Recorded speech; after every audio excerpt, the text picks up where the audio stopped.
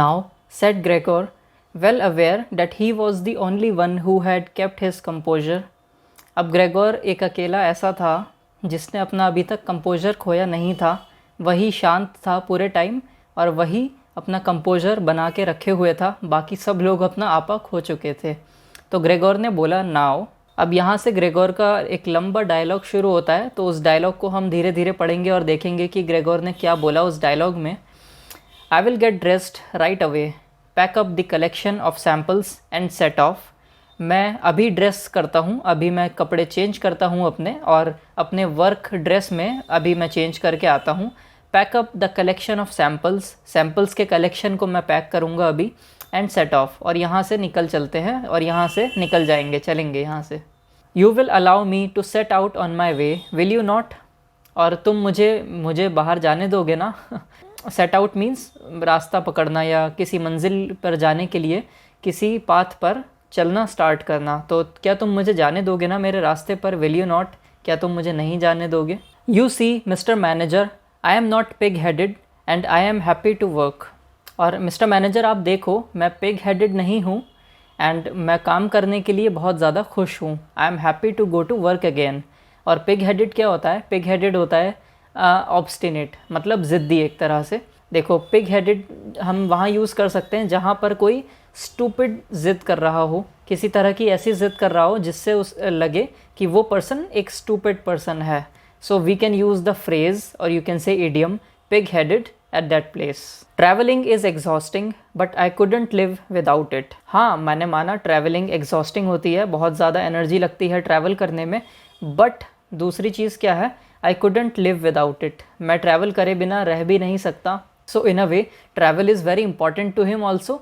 और वो एग्जॉस्टिंग तो होती है ट्रैवलिंग, बहुत ज़्यादा एनर्जी लग जाती है हमें ट्रैवल करने में, but at the same time it is rewarding also. और इसीलिए ग्रेगोर सैम्सा को ट्रैवलिंग काफ़ी ज़्यादा पसंद है। Where are you going mister manager? To the office? Really? Will you report everything truthfully? और मैनेजर जी आप कहाँ जा रहे हैं? क्या आप ऑफिस तो नहीं जा रहे? सच में क्या आप ऑफिस जा रहे हो? और will you report everything truthfully, क्या आप सारी चीज़ें सच सच बता दोगे सब लोगों को जाकर कि क्या क्या हुआ यहाँ पर, और मैं इस तरह से इस वर्मिन में चेंज हो गया हूँ, ये सब आप क्या बता दोगे ऑफिस में जाकर सच सच? A person can be incapable of work momentarily but that's precisely the best time to remember the earlier achievements and to consider that later. After the obstacles have been shoved aside the person will work all the more eagerly and intensely. अब क्या बोल रहे हैं? A person can be incapable of work momentarily. हाँ, ऐसा हो सकता है कि कोई इंसान मोमेंटरीली, कुछ वक्त के लिए, इनकेपेबल हो वर्क के लिए। इनकेपेबल ऑफ वर्क मीन्स काम करने के लिए अयोग्य होना, not able to work properly. तो ऐसा हो सकता है कि कुछ टाइम के लिए एक इंसान काम ना कर पाए जो पर्टिकुलर काम उसको असाइन किया है, but that's precisely the best time to remember the earlier achievements and to consider that later. लेकिन प्रिसाइसली यही एक बेस्ट टाइम भी तो होता है ना, जब एक इंसान अपने अचीवमेंट्स को कंसिडर करता है और ख़ुद को याद दिलाता है कि हाँ तुम कर सकते हो, यू कैन डू इट। एक तरह से ये थोड़ा सा मोटिवेशनल है।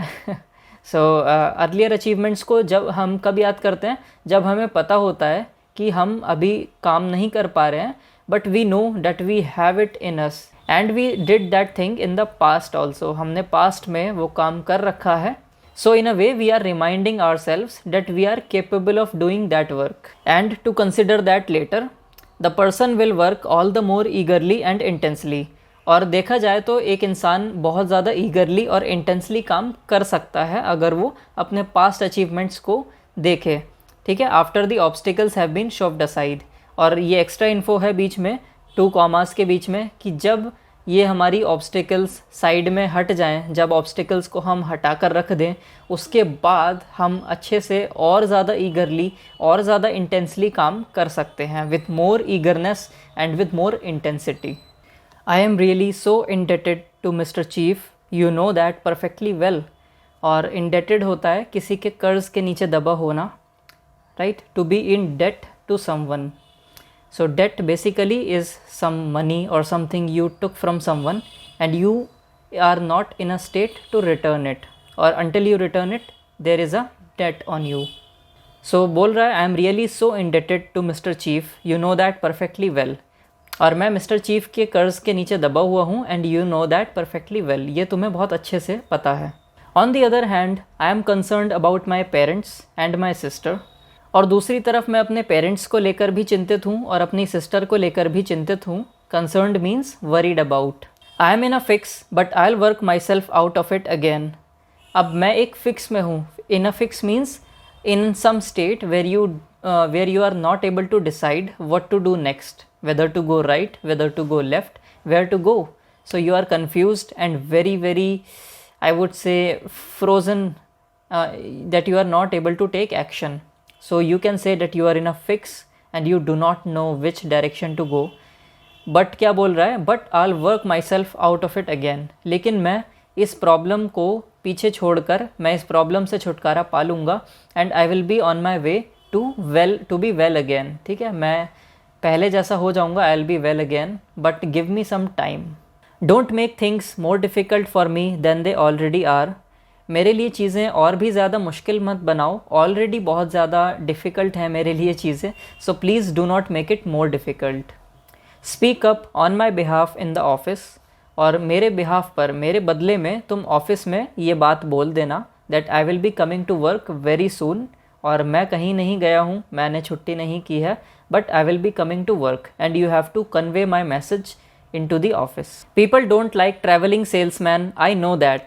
और लोगों को ट्रैवलिंग सेल्समैन बिल्कुल भी पसंद नहीं होते, ये बात मैं अच्छे से जानता हूँ। People think they earn pots of money and दस लीड अ फाइन लाइफ। लोग ऐसा सोचते हैं कि वो काफ़ी ज़्यादा पैसे कमा लें। पॉट्स ऑफ मनी मीन्स घड़े भर के पैसे कमा लें या थैले भर के पैसे कमा लें। People think they earn pots of money and दस लीड अ फाइन लाइफ। लोग ऐसा सोचते हैं कि ज़्यादा पैसे कमाने से ज़िंदगी अच्छी हो जाती है, बट ऐसा बिल्कुल भी नहीं है। क्यों? क्योंकि अब देखो, इतना पैसा कमाने के बाद भी Gregor Samsa was turned into a vermin. क्या कर सकता है वो पैसों से? सो पॉट्स ऑफ मनी मतलब होता है कि बहुत ज़्यादा पैसे कमा लिए आपने, घड़े भर के पैसे कमा लिए, but still it is of no use if you want to live a fine and happy life. So Gregor यही बोल रहा है कि लोग सोचते हैं कि जब ज़्यादा पैसे कमा लेंगे so their life will be better, their life will be fine, but it is not the case. ऐसा नहीं होता। People don't even have any special reason to think through the judgement more clearly. इस line में बोल रहे हैं कि लोगों के पास इतना स्पेशल रीज़न नहीं होता। स्पेशल रीज़न मतलब उनको सोचने का इतना वक्त नहीं होता कि वो जो बोल रहे हैं वैसा ठीक है भी या नहीं। क्योंकि अभी तक पैसा जब तक हमने नहीं कमाया तब हमको यही लगेगा कि पैसा कमाने के बाद ज़िंदगी अच्छी हो जाएगी, but it is not the case. लोगों की अगर रीजनिंग अच्छी होती so they could think more clearly about this problem और this dilemma. But you mister manager, you have a better perspective on what's involved than other people. लेकिन mister manager, आपका तो मुझसे अच्छा पर्सपेक्टिव है ना, आपका तो दूसरे लोगों से भी ज़्यादा अच्छा पर्सपेक्टिव है कि क्या चल रहा है, on what's involved than other people. दूसरे लोगों से भी अच्छे से आप जज कर सकते हो कि क्या इन्वॉल्व्ड है, क्या चल रहा है, ये सिचुएशन क्या है। Even I tell you in total confidence a better perspective than mister chairman himself. और चलो मैं आपको एक और पर्सपेक्टिव देता हूँ, एक और अच्छा पर्सपेक्टिव बताता हूँ मैं इस सिचुएशन का। इवन मिस्टर चेयरमैन से भी अच्छा पर्सपेक्टिव दूंगा मैं आपको। Who in his capacity as the employer may let his judgment make casual mistakes at the expense of an employee। और ऐसा हो सकता है कि वो अपने कैजुअल जजमेंट की वजह से मिस्टेक कर बैठें, ठीक है, और वो अपने एक एम्प्लॉई को खो दें, मतलब मुझे वो खो दें। ग्रेगोर सैम्सा ऐसा बोल रहा है। सो अब देखो वो क्या पर्सपेक्टिव देता है, let's see. You also know well enough that the traveling salesman who is outside the office almost the entire year can become so easily a victim of gossip, coincidences, and groundless complaints against which it's impossible for him to defend himself। अब बोल रहा है you also know well enough, आप अच्छे से जानते हो इस बात को, that the traveling salesman who is outside the office almost the entire year, कि एक ऐसा सेल्समैन जो ट्रैवलिंग सेल्समैन हो और वो पूरे साल बाहर ट्रैवल करता हो आउटसाइड ऑफ ऑफिस, उसका ट्रैवलिंग का वर्क है, इसीलिए ही travels outside the office for almost all of the year, पूरे साल वो ऑफिस से बाहर ही रहकर काम करता है। Can become so easily a victim of gossip, coincidences, and groundless complaints against which it's impossible for him to defend himself. अब जब वो ऑफिस में रहता नहीं है तो ऑफिस के लोग उसके बारे में कुछ भी गॉसिप कर सकते हैं, they can talk something irrelevant about that person. तो यही बोल रहा है कि मैं गॉसिप का विक्टिम बन सकता हूँ ईज़िली, कोइंसिडेंसेस का विक्टिम बन सकता हूँ। हो सकता है किसी और एम्प्लॉय ने ऐसा काम किया हो बट उसका ब्लेम मुझ पर आ जाए। और ग्राउंडलेस कंप्लेंट्स, कुछ ऐसी कंप्लेंट्स जो उसके ख़िलाफ़ बना तो दी जाएं बट एक्चुअली में उसने गलती की ही नहीं थी। So all these things can happen to a travelling salesman who does not live in office for most of the time and he travels outside the office, against which it's impossible for him to defend himself. और अब इन सब चीज़ों के against वो खुद को defend कैसे करेगा, बिकॉज उसकी बात कोई नहीं सुनेगा क्योंकि वो बाहर रहता है ऑफिस के, और ऑफिस के अंदर वाले लोग उसको अच्छे से नहीं जानते। So they can make baseless complaints to their boss about that travelling salesman, और वो खुद को डिफेंड करने के लिए ज़्यादा कुछ नहीं कर सकता। इसीलिए बोल रहे हैं कि ऑलमोस्ट इम्पॉसिबल हो जाता है उसको कि वो खुद को डिफेंड कर पाए। Since for the most part he doesn't here about them at all and only when he is exhausted after finishing a trip at home gets to feel in his own body the nasty consequences which can't be thoroughly explained back to their origins. अब बोल रहे हैं since for the most part he doesn't hear about them, ज़्यादातर time तो in complaints के बारे में उसको सुनने को नहीं मिलता क्योंकि वो भी बाहर ट्रैवल कर रहा होता है, और कंप्लेंट्स कहाँ हो रही हैं, ऑफिस के अंदर उसके अगेंस्ट। सो ना तो वो ट्रैवलिंग सेल्समैन को देख रहे हैं और ना ट्रैवलिंग सेल्समैन उनकी कंप्लेंट्स को सुन पा रहा है। So most of the time he is not able to hear them, लेकिन and only when he is exhausted after finishing a trip and at home, लेकिन जब वो सारी ट्रिप फिनिश करता है और एग्जॉस्ट होके थक हार के घर जाता है अपने वापस, gets to feel in his own body the nasty consequences. और ट्रैवलिंग के जितने नास्टी कॉन्सिक्वेंसेस हैं, ट्रैवल करने की वजह से उसकी पूरी बॉडी में पेन हो सकता है, उसकी बॉडी बहुत ज़्यादा एग्जॉस्ट हो सकती है। तो ये जितने भी नास्टी कॉन्सिक्वेंसेस हैं लगातार ट्रैवल करने के साथ जो आते हैं, सो वो अब फील कर सकता है। जब वो घर पे रेस्ट करने के लिए लेटता है घर आने के बाद, ट्रैवल करने के बाद, तब उसको पता चलता है कि कितना ज़्यादा बॉडी में उसकी पेन हो रहा है।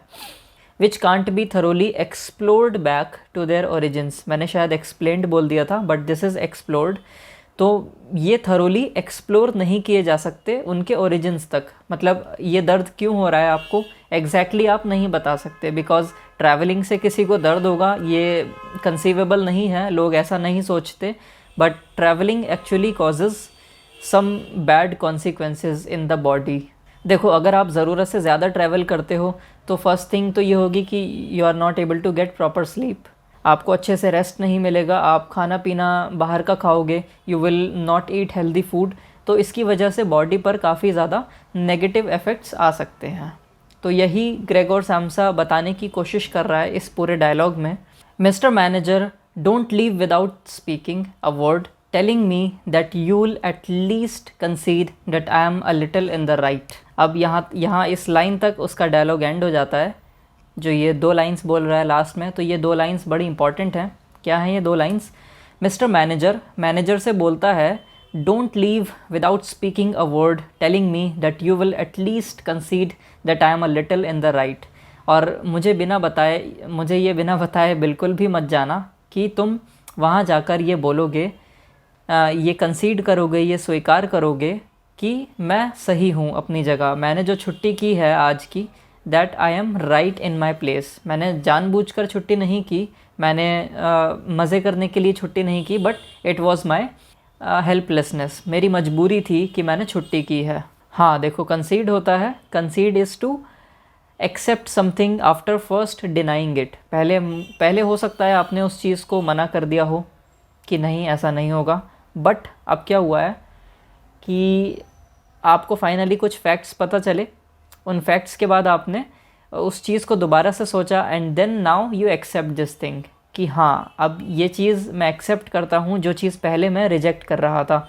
So you can use the word कंसीड in that place. कंसीड in Hindi basically means स्वीकार करना। Getting stronger, step by step. The clock is ticking, but there's no time for regrets. I've been